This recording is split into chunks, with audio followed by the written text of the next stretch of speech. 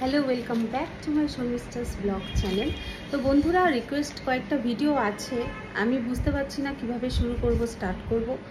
তো তোমাদের মোস্ট রিকোয়েস্টে একটা ভিডিও আছে, সেটা হচ্ছে স্বর্গীয় জুবিন গার্গ। সেটা নিয়ে আমাকে একজন রিকোয়েস্ট করেছে, ভুবন সোন বলে একজন ব্যক্তি আমাকে রিকোয়েস্ট করেছিল এটা নিয়ে ভিডিও করতে। তো আমি লক্ষ্মী পুজোর দরুন সময় দিতে পারিনি, এখন পুজো শেষ, আমি সেই জন্য চলে আসলাম। তো ওনার সম্পর্কে কি বলবো আমি বুঝে উঠতে পারছি না। উনি হচ্ছে 90s নয়, আরেকটু পরে 2000-এর থেকে উনি হিট গান দিয়ে গেছেন। জুবিন গার্গ উনি হিট গান দিয়েছেন, আমরা শুনেছি। অনেক ভালো ভালো বইয়ের হিট গান আমরা শুনেছি। ইয়া আলি বলে একটা গান আছে, প্লাস বাংলা ফিল্মের প্রচুর গান করেছেন, বিখ্যাত ফেমাস গান।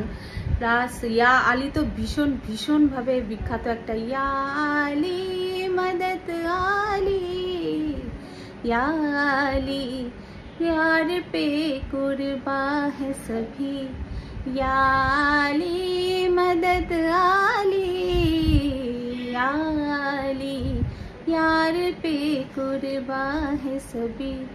এই গানটা ভীষণ ফেমাস হয়েছিল, আমাদের সময়কার গান। আমাদের ঠিক সময় বলবো না, তো ঠিক আছে চলো তার আগেই। তো আমরা তখন কোন ক্লাসে পড়ি, ক্লাস 7-8 কি আরেকটু, আমার ঠিক এক্স্যাক্ট মনে নেই। তো তখন থেকে উনি সবার আগে তো ছিলই, এই গানটার পর থেকে সবার মনে একটা বিশাল জায়গা করে নিল জুবিন গার্গ। আসামের বাসিন্দা, অসমিয়া।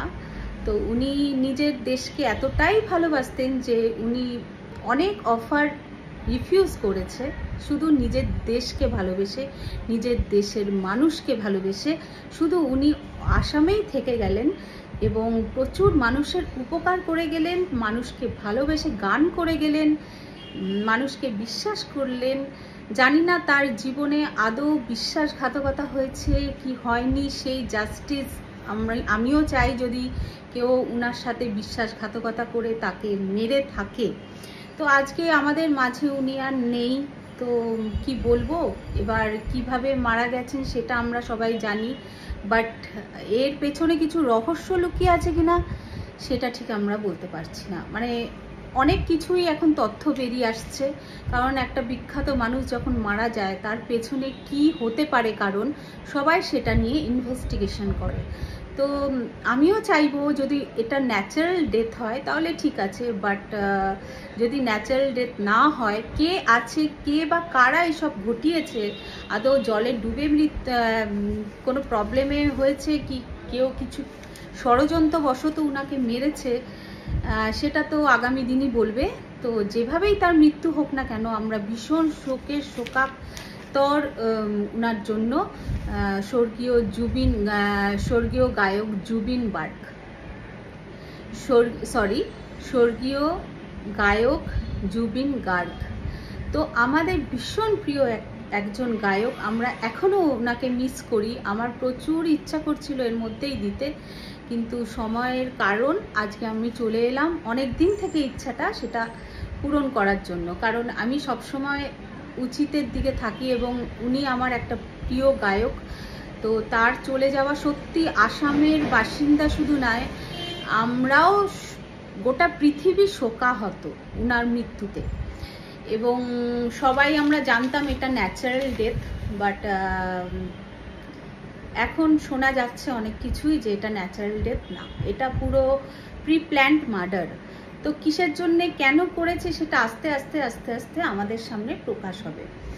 তো কি বলবো, তার প্রতিভা, ট্যালেন্ট সম্পর্কে কি বলবো আমি বুঝে উঠতে পারছি না। তো একটা ভিডিওতে তো সেটা পুরো হবে না। তো আমি চাইবো যে আরও বেশ কয়েকটা ভিডিওস দিয়ে আমি সেগুলোকে ক্লিয়ার করতে। তো আমার ফার্স্ট ভিডিও ওনার জন্য এটা থাকলো, আরও কিছু ভিডিওস আসবে ইনভেস্টিগেশনসে কি ধরা পড়লো, কি হচ্ছে, বা আদৌ আমরা সঠিক কি জানতে পারলাম সেটা জেনে একেবারে আমি টুকটুক মানে কিছু করে ওনার সম্পর্কে ওয়াকিবহল হয়ে তোমাদের সামনে প্রকাশে আনবো সেটা। তো আপাতত যেটুকু প্রকাশ্য সেটুকু হচ্ছে উনার সেক্রেটারি জড়িত আছে, উনার টাকা পয়সা অনেকভাবে অনেকে নিয়েছে। ইভেন উনি খুব কি বলবো, উনি পরোপকারী ছিলেন বলে প্রচুর উনাকে অনেক মানুষ ঠকিয়েছেন। উনার ভালো মানুষের সুযোগ নিয়ে উনার পয়সা অনেক এদিক ওদিক হয়েছে। তো জানি না আদৌ এর পেছনে কি কারণ, বাট যাই কারণ হোক না কেন আমি ভীষণ শোকাহত উনার মৃত্যুতে। আর ইভেন আমার কয়েকটা গানের মধ্যে ভিডিও, উনার গানে আমি ভিডিও করব, ভিডিও মিন্স রিলস করব। তো সত্যি ইয়া আলী আমাদের মনটাকে কেড়ে নিয়েছিল, এতটাই গ্যাংস্টার থেকে ছিল। গানটা আমার এখনো মনে আছে, ইয়া আলী মাদাদ আলী। তোমরা বন্ধুরা প্রচুর ফেমাস হয়েছিল গানটা। তারপর থেকে জুবিন গার্গ পুরো একবারে সবার ইন্ডিয়া ফেমাস হয়ে গেল। তো উনি আসামের ছিলেন, উনার ওয়াইফ ছিলেন, উনার কোনো সন্তান ছিল না এটুকুই জানি। বাট উনি বলেছিলেন আসামবাসীদের উনি সন্তানের চোখে দেখেন, এবং আসামবাসীদের জন্য জুবিন গার্গকে সন্তানের থেকে কম কিছু ভালোবাসা ছিল না। উনি বলতেন এরাই আমার সন্তান, এরাই আমার সব কিছু, এই বলে উনি সমস্ত মানে এতটাই ভালোবাসতেন উনি আসামবাসীদের, এবং আসামেই উনি এই বলে থেকে গেলেন, কোথাও গেলেন না। অনেক অফার রিফিউজ করলেন। উনি আরও অনেক বড় হতে পারতেন, বাট শুধু আসামকে ভালোবেসে আসামেই থেকে গেছিলেন। যাই হোক, উনার আত্মত্যাগ, উনার এত মহনতা, জানি না এর জাস্টিস পাবে কিনা। আমি তো বলবো যে জাস্টিস অবশ্যই পাওয়া উচিত, কারণ যারা অতিরিক্ত ভালো মানুষ হয় তাদের জাস্টিস থাকে না, বেশিরভাগ দেখেছি। তো আমি মনে প্রাণে চাই যে জুবিন গার্গ জাস্টিস পাক, এবং তার পেছনে ষড়যন্ত্র থাকলে তারা ধরা পড়ুক, উচিত শাস্তি পাক। তো বন্ধুরা, আজকের মতো এইটুকু থাকলো। আমি একটু করে পার্টে আমি আরও ভিডিওস আনবো জুবিন গার্গের সম্পর্কে।